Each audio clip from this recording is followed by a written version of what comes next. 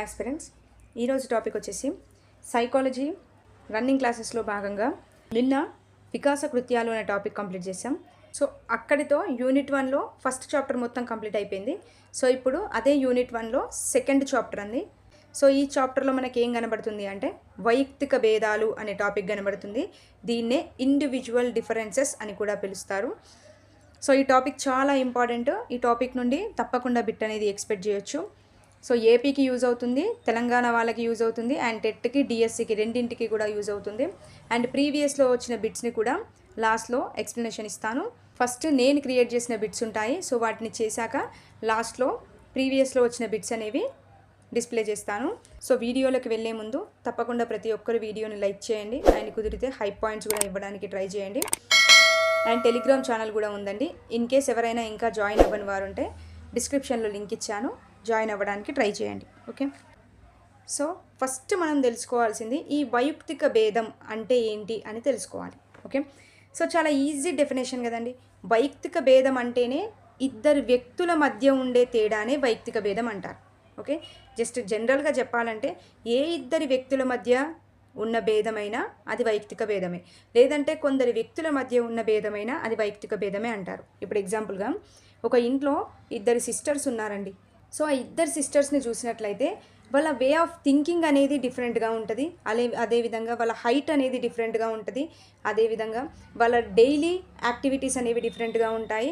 Daily life habits అనేవి డిఫరెంట్గా ఉంటాయి. అంటే ఇద్దరు ఓన్ సిస్టర్సే అయినప్పటికీ వాళ్ళిద్దరి మధ్య డిఫరెన్సెస్ అయితే కనబడతాయి కదా. సో ఇలాంటి డిఫరెన్సెస్ని వైయక్తిక భేదాలు అంటారండి. ఓకే, సో అర్థమైందని అనుకుంటున్నాను.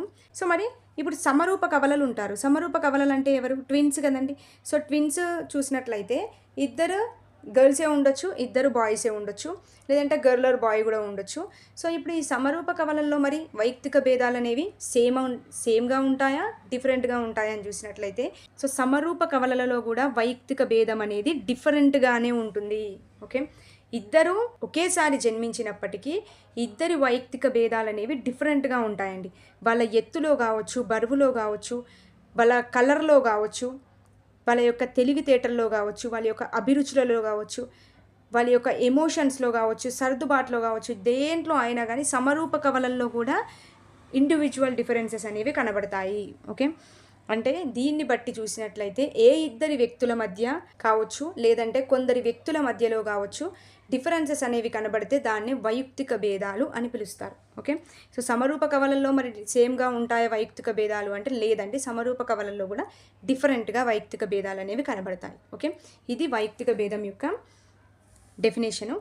ఇది మరి అనువంశికంగా వచ్చిందా, పరిసరాల ద్వారా వచ్చిందా అంటే వైయక్తిక భేదాలపైన అనువంశికత ఉంటుంది, అదేవిధంగా పరిసరాల ప్రభావం కూడా ఉంటుందండి. ఓకే, పుట్టుకతో వచ్చేది అనువంశికత అవుతుంది కదా. సో అనువంశికత మరియు పరిసరాల ప్రభావం ఈ రెండింటి ప్రభావం అనేది మనకి వైయక్తిక భేదాలపై కనబడుతుంది. ఓకే, సో మరి దీంట్లో మనం ఏం నేర్చుకోవాలి ఇంకా అంటే రెండు ఉంటాయండి. సో ఈ 2 కాన్సెప్ట్స్ మనం నేర్చుకుంటే వైయక్తిక భేదాలు మొత్తం అయిపోయినట్టే మనకి. చూడండి, జస్ట్ ఈ 2 కాన్సెప్ట్స్ నేర్చుకుంటే సరిపోద్దండి. వైయక్తిక భేదం అంటే ఏంటి అనేది ఇందాకే చెప్పాను. సో అదొకటి. దాంట్లో ఉన్న టైప్స్ ఏంది? రెండు టైప్స్ ఉంటాయి. ఒకటి వ్యక్తంతర వైయక్తిక భేదాలు, దీన్నే ఇంటర్ ఇండివిజువల్ డిఫరెన్సెస్ అంటారు. చూడండి, తెలుగులో మనకి అర్థం కాకపోతే ఇంగ్లీష్ వర్డ్ అనేది చాలా ఈజీగా ఉంటుంది. ఇందులో ఇంటర్ ఇండివిజువల్ డిఫరెన్సెస్ అనేది వ్యక్తంతర వైయక్తిక భేదము. వ్యక్తంతర్గత వైయక్తిక భేదంనే ఇంటెరా ఇండివిజువల్ డిఫరెన్సెస్ అంటారండి. ఓకే, చూడండి, ఇంటెరా అంటే ఏంది అంటే అంతర్గతంగా, అంటే ఇది ఒకే వ్యక్తిలో ఉండే డిఫరెంట్ టైప్స్ ఆఫ్ డిఫరెన్సెస్ని తెలుపుతుంది. అదే ఇంటర్ ఇండివిజువల్ డిఫరెన్సెస్ అంటే వ్యక్తంతర వైయక్తిక భేదాలు అంటే ఇద్దరు లేదా అంతకంటే ఎక్కువ వ్యక్తుల మధ్య కనిపించేవి వ్యక్తంతర వైయక్తిక భేదం అంటారండి. ఓకే, మళ్ళీ ఒకసారి క్లారిటీగా చెప్తాను చూడండి. జస్ట్ ఈ రెండింటికి డిఫరెన్స్ తెలుసుకుంటే సరిపోద్ది. చూడండి, వ్యక్తంతర అంటే ఇక్కడ ఇద్దరు వ్యక్తులు ఉన్నారు, లేదంటే ఇద్దరికంటే ఎక్కువ వ్యక్తులు ఉన్నారు. ఈ ఇద్దరి వ్యక్తుల మధ్య లేదంటే ఇద్దరికంటే ఎక్కువ వ్యక్తుల మధ్య కనిపించే ఇండివిజువల్ డిఫరెన్సెస్నే వ్యక్తంతర వైయక్తిక భేదాలు అంటారు. ఓకే, వ్యక్తంతర అంటే ఇద్దరి మధ్య ఉండే డిఫరెన్సెస్ అని గుర్తుపెట్టుకోండి. ఇది చూడండి, వ్యక్తంతర్గత చూడండి, అంతర్గత అని కనబడుతుంది. అంటే అంతర్గత అంటే ఏంది, లోపల అని అర్థం కదండి. సో అంటే వ్యక్తంతర్గత అంటే ఒకే వ్యక్తి లోపల అని అర్థం. ఓకే, ఒకే వ్యక్తి లోపల కనబడే అంతర్గత భేదాలనే వ్యక్తంతర్గత వైయక్తిక భేదాలు అంటారండి. ఓకే, సో ఏ ఇద్దరి వ్యక్తుల మధ్య కావచ్చు, ఇద్దరికంటే ఎక్కువ మంది వ్యక్తుల మధ్య కనబడే ఇండివిజువల్ డిఫరెన్సెస్నే వ్యక్తంతర వైయక్తిక భేదాలు అంటారు. అదే ఒకే వ్యక్తిలో కనబడితే అంటే ఒకే వ్యక్తిలో అలవాట్లు కావచ్చు, ఒకే వ్యక్తిలో సామర్థ్యాలు కావచ్చు, ఒకే వ్యక్తిలో అడ్జస్ట్మెంట్ కావచ్చు, ఇలా ఒకే వ్యక్తి గురించి మాట్లాడితే అది వ్యక్తి అంతర్గత. ఇద్దరు లేదా అంతకంటే ఎక్కువ వ్యక్తుల మధ్య గురించి మాట్లాడితే అది వ్యక్తి అంతర. ఈ రెండు గుర్తుపెట్టుకుంటే సరిపోతుంది. ఓకే, ఇది డిఫరెన్స్, జస్ట్ ఈ డిఫరెన్స్ గుర్తుపెట్టుకోండి. సో దీంట్లో మరి క్వశ్చన్స్ అనేవి కొన్ని ఫ్రేమ్ చేశాను, అవి చూద్దాము. చూడండి, వైయక్తిక భేదాలను శాస్త్రీయంగా అధ్యయనం చేసిన తొలి వ్యక్తి ఎవరు? ఓకే, ఈ వైయక్తిక భేదాలను శాస్త్రీయంగా అధ్యయనం చేసిన తొలి వ్యక్తి ఎవరు అంటే గాల్టన్ అండి. ఓకే, గాల్టన్ అనే వ్యక్తి తొలిసారిగా ఈ వైయక్తిక భేదాలపైన అధ్యయనం చేయడం జరిగింది. ఓకే, గుర్తుపెట్టుకోండి. నెక్స్ట్ చూడండి, ఇది కొద్దిగా మిస్టేక్ పడింది. వైయక్తిక భేదాలకు ప్రధాన కారణం ఏంటి? ఏమని చెప్పా? అనువంశికత మరియు పరిసరాలు, ఈ రెండు కూడా వైయక్తిక భేదాలకు ప్రధాన కారణం అని చెప్పొచ్చు. ఓకే, నెక్స్ట్ ఈ టాపిక్ నుండి ఈ విధంగా బిట్ అనేది ఫ్రేమ్ కావడానికి ఛాయిస్ ఉంటుంది. ఓకే, మొత్తం అప్లికేషన్ మెథడ్లో పడుతుంది. జస్ట్ మనం కాన్సెప్ట్ క్లారిటీగా గుర్తుపెట్టుకుంటే ఈజీగా ఎలాంటి అప్లికేషన్ పడ్డా మనం చేయొచ్చు. చూడండి, గణిత మేధావి అయిన శ్రీనివాస రామానుజన్ ఆంగ్ల భాషా సామర్థ్యాన్ని కలిగి ఉండకపోవడం. ఓకే, ఒక్కసారి ఈ బిట్ని కరెక్ట్గా చదువుకోండి. అండ్ ఇందులో ఇద్దరు వ్యక్తుల గురించి మాట్లాడా, ఇద్దరికంటే ఎక్కువ వ్యక్తుల గురించి మాట్లాడా, లేదంటే ఒకే వ్యక్తి గురించి మాట్లాడా అనేది ఫస్ట్ చూసుకోండి. చూడండి, శ్రీనివాస రామానుజన్ అంటే ఒకే ఒక వ్యక్తి గురించి మాట్లాడాడు, అంతే కదా.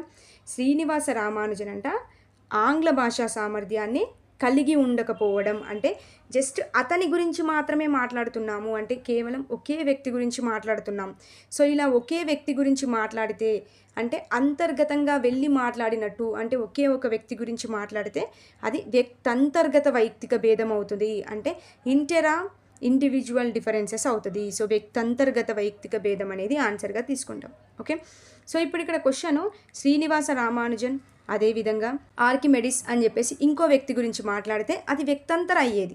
బట్ ఇక్కడ ఒకే పర్సన్ గురించి మాట్లాడుతున్నాడు కాబట్టి వ్యక్తంతర్గత అవుతుంది. ఓకే, నెక్స్ట్ బిట్, ఒక ఉపాధ్యాయుడు తరగతిలో అధిక మార్కులు సాధించిన విద్యార్థులకు ప్రత్యేక ప్రాజెక్టులు, వెనుకబడిన విద్యార్థులకు సవరణ బోధన చేయుచున్నాడు. ఓకే, అయితే అతను పరిగణలోనికి తీసుకున్న అంశం ఏంటి?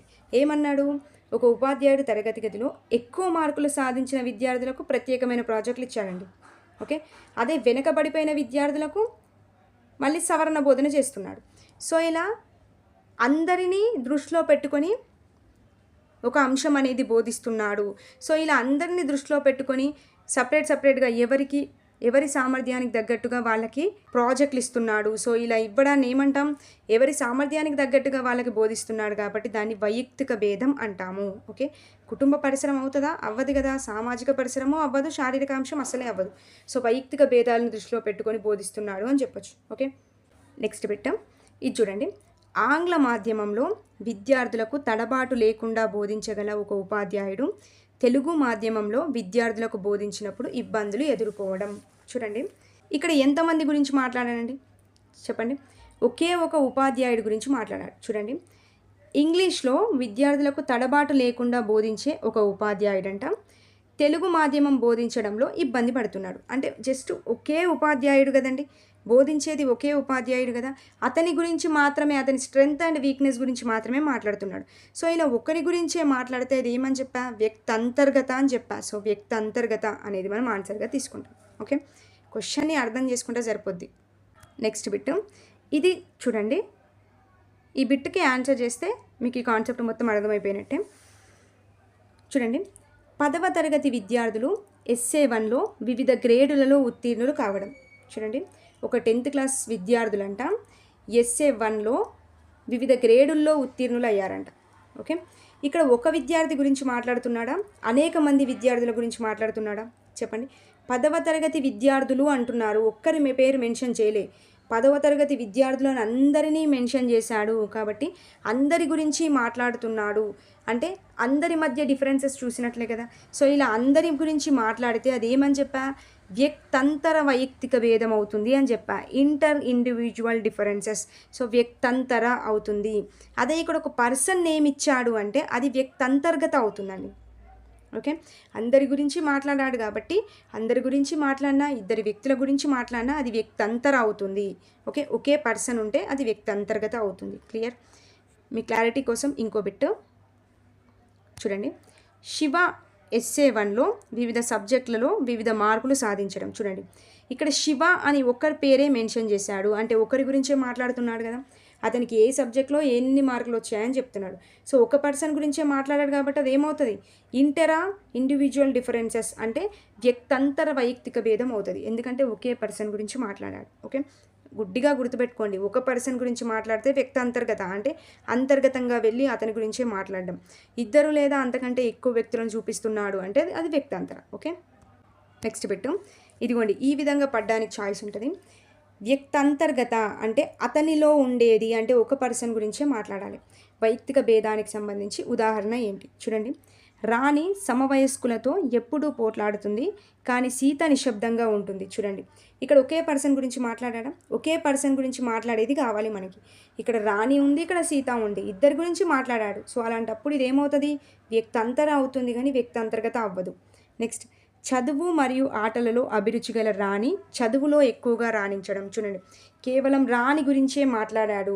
సో రాణి గురించే మాట్లాడాడు కాబట్టి ఇది వ్యక్తి అంతర్గతనే కదా. సో ఇది మనం కరెక్ట్గా తీసుకుంటాం. ఓకే, నెక్స్ట్, రాణి మరియు సీత. చూడండి, మొత్తం చదవాల్సిన అవసరం లేదు, రాణి మరియు సీత ఇద్దరి గురించి మాట్లాడాడు. సో ఇది కాదు మనకు. నెక్స్ట్, రాణి తరగతి గదిలో సీత కన్నా రాణి సీత ఇద్దరి గురించి చెప్పాడు కాబట్టి ఇది కూడా మనకి వ్యక్తి అంతర్గత అనేది అవ్వదు. ఓకే, సో ఇలా ఫ్రేమ్ అవ్వడానికి ఛాయిస్ ఉంటుంది. సో ఇప్పుడు ప్రీవియస్ బిట్స్ ఏమొచ్చాయో చూద్దాము. చూడండి, ఈ బిట్ని కొద్దిగా జూమ్ చేద్దామండి, క్లారిటీగా అనిపిస్తుంది. ఇవన్నీ ప్రీవియస్ బిట్సే. ఈ క్రింది స్టేట్మెంట్లను చదివి సరైన సమాధానాన్ని ఎన్నుకోవాలి. చూడండి, వైయక్తిక భేదాల సూత్రం ప్రకారం ఏకరూప కవలలు వికాసంలో కూడా భేదాలు ఉండవచ్చు. ఓకే, ఇందాకే చెప్పా సమరూప కవలలు అంటే ట్విన్స్ అండి. సో ఈ ట్విన్స్లో కూడా వికాసంలో భేదాలు ఉంటాయి అని చెప్పానా లేదా? కంపల్సరీ. ట్విన్స్ అయినప్పటికీ వాళ్ళ వే ఆఫ్ థింకింగ్లో డిఫరెంట్ ఉంటుంది, హైట్లో డిఫరెన్స్ ఉంటుంది, కలర్లో డిఫరెన్స్ ఉంటుంది, అండ్ అడ్జస్ట్మెంట్లో డిఫరెన్స్ ఉంటుంది. సో కంపల్సరీగా ఏకరూప కవలల వికాసంలో కూడా వైయక్తిక భేదాలు అనేవి కనబడతాయి. సో ఇది మనకు కరెక్టే అవుతుంది. నెక్స్ట్, వైయక్తిక భేదాల సూత్రం యొక్క ఒక అంతర్భావం ఏమిటంటే పిల్లలందరూ ఒకే వేగంతో పెరుగుతారంట. చూడండి, పిల్లలందరూ ఒకే వేగంతో పెరుగుతారా అండి? లేదు కదా, ఇండివిజువల్ డిఫరెన్సెస్ ఉంటాయి కదా. అంటే ఒకరు ఒక రకంగా పెరగచ్చు, ఇంకోరు ఫాస్ట్గా పెరగచ్చు, ఒకరు స్లోగా పెరగచ్చు. సో ఇండివిజువల్ డిఫరెన్సెస్ అయితే కంపల్సరీ ఉంటుంది. సో ఒకే వేగంతో అయితే పెరగరు కదా. సో పెరుగుతారా అని ఇచ్చాడు కాబట్టి తీసేస్తాం. సో ఇక్కడ ఏ కరెక్ట్, బి రాంగ్. ఎక్కడుంది?